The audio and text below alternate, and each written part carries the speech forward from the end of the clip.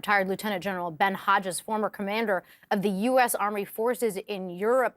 Lieutenant General Hodges, so nice to have you bright and early this morning. Help us explain more the significance of this attack on the military base near the Poland border. This is the worst attack in this fight so far, this close to NATO land.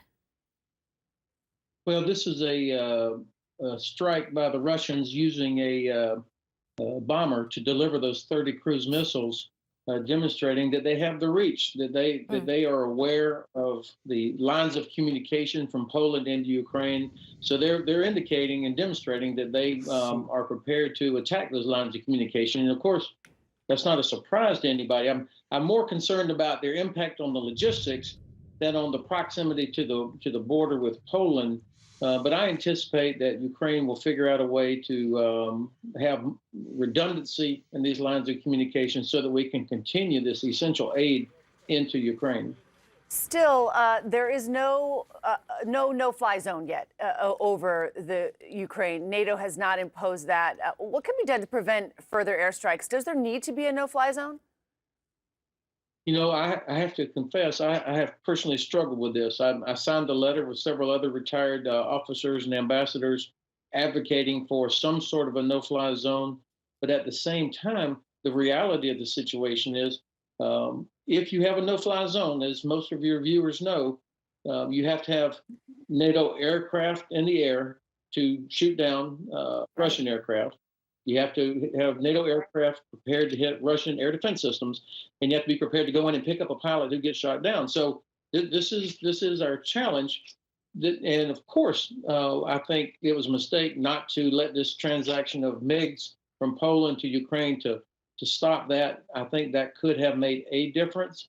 In the meanwhile, we have got to find ways to go after the long-range artillery and rockets and cruise missiles that actually cause most of the damage. So how do we do that?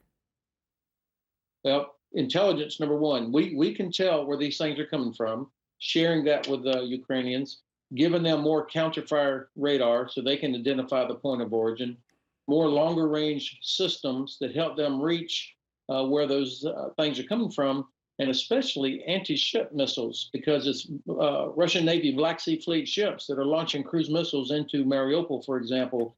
We've got to help Ukraine be able to go out and touch them. Are we doing that to the best of your knowledge? Are we doing that well enough? No, we're not yet at the speed and the quantity that is needed. Now, U.S. logistics is the best in the world once we get going, and I would anticipate within a week or so it's going to get better. But in the meanwhile, we started too late, frankly. So we also have new satellite images this morning, one showing a bridge built across the Irpin River, and another image shows that bridge destroyed. What do you make of this in terms of the additional threat to Kyiv? Of course, that's the worry here is that they're circling in on Kyiv. Look, I think it's important as you guys help educate your listeners and viewers about the geography and what's going on.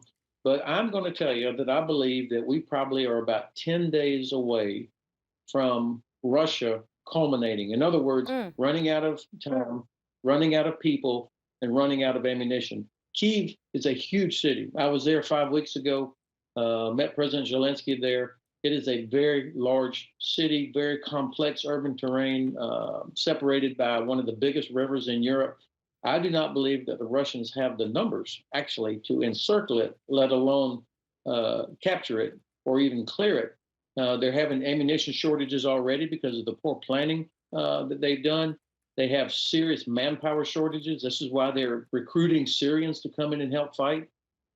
Numerous accounts of mutiny, desertion, low morale.